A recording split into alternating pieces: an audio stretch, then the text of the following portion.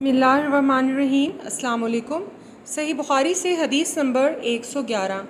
میں نے حضرت علی رضی اللہ عنہ سے پوچھا کہ کیا تمہارے پاس کوئی اور بھی کتاب ہے؟ انہوں نے فرمایا کہ نہیں، مگر اللہ کی کتاب قرآن ہے یا پھر فہم ہے جو ایک مسلمان کو عطا کرتا ہے، یا پھر جو کچھ اس صحیفے میں ہے۔ میں نے پوچھا اس صحیفے میں کیا ہے؟ انہوں نے فرمایا دیت اور قیدیوں کی رہائی کا بیان ہے، اور یہ حکم کہ مسلمان کافر کے بدلے قتل نہ کیا جائے۔ صحیح بخاری سے حدیث نمبر 112۔ قبیلہ خزاعہ کے کسی شخص نے بنو لیث کے کسی ایک آدمی کو اپنے کسی منقول کے بدلے میں مار دیا تھا۔ یہ فتح مکہ والے سال کی بات ہے۔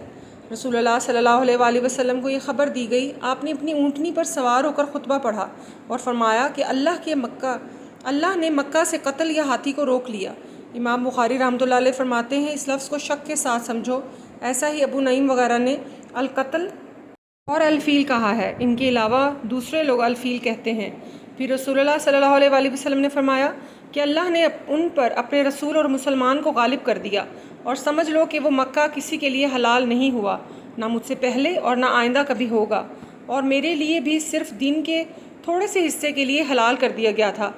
سن لو کہ وہ اس وقت حرام ہے، نہ اس کا کوئی کانٹا توڑا جائے، نہ اس کے درخت کاٹے جائیں، اور اس کی گری پڑی چیزیں بھی وہیں اٹھائے جانے جس کا منشا یہ ہو کہ وہ اس شے کا تعارف کرا دے گا۔ تو اگر کوئی شخص مارا جائے تو اختیار ہے دو چیزوں کا، یا دیت یا بدلہ۔ اتنے میں ایک یمنی آدمی ابو شاہ نامی آیا اور کہنے لگا یہ مسائل میرے لیے لکھوا دیجئے۔ تب آپ نے فرمایا کہ ابو فلاں کے لیے یہ مسائل لکھ دو۔ تو ایک قریشی شخص نے کہا کہ یا رسول اللہ، مگر اذخر یعنی اذخر کاٹنے کی اجازت دے دیجئے، کیونکہ ہم اسے گھروں کی چھتوں پر ڈالتے ہیں یا مٹی ملا کر، اور اپنی قبروں پہ بھی ڈالتے ہیں۔ یہ سن کر رسول اللہ صلی اللہ علیہ وآلہ وسلم نے فرمایا کہ ہاں، مگر اذخر۔ صحیح بخاری سے حدیث نمبر 113۔ میں نے حضرت ابو ہریرہ رضی اللہ عنہ کو یہ کہتے ہوئے سنا کہ رسول اللہ صلی اللہ علیہ وآلہ وسلم کے صحابہ میں عبداللہ بن عمرو رضی اللہ عنہ کے علاوہ مجھ سے زیادہ کوئی حدیث بیان کرنے والا نہیں تھا، مگر وہ لکھ لیا کرتے تھے اور میں لکھتا نہیں تھا۔ دوسری سند سے معمر نے وہب بن منبع کی مطابقت کی، وہ حمام سے روایت کرتے ہیں اور وہ ابو ہریرہ سے۔ صحیح بخاری سے حدیث نمبر 114۔ جب نبی صلی اللہ علیہ وآلہ وسلم کے مرض میں شدت ہو گئی تو آپ صلی اللہ علیہ وآلہ وسلم نے فرمایا کہ میرے پاس سامان کتابت لاؤ تاکہ تمہارے لیے ایک تحریر لکھ دوں، تاکہ بعد میں تم گمراہ نہ ہو سکو۔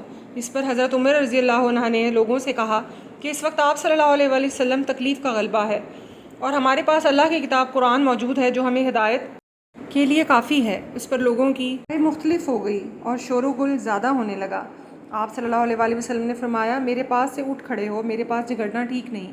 اس پر ابن عباس رضی اللہ عنہ یہ کہتے ہوئے نکل آئے کہ بے شک مصیبت بڑی مصیبت ہے، بڑی سخت مصیبت ہے، ہمارے اور رسول کی تحریر کے درمیان حائل ہو گئی۔ صحیح بخاری سے حدیث نمبر 115۔ ایک رات نبی کریم صلی اللہ علیہ وآلہ وسلم نے بیدار ہوتے ہی فرمایا کہ سبحان اللہ، آج کی رات کس قدر فتنے اتارے گئے ہیں اور کتنے ہی خزانے بھی کھولے گئے ہیں۔ ان حجرہ والیوں کو جگاؤ، کیونکہ بہت سی عورتیں جو دنیا میں باریک کپڑا پہننے والی ہیں وہ آخرت میں ننگی ہوں گی۔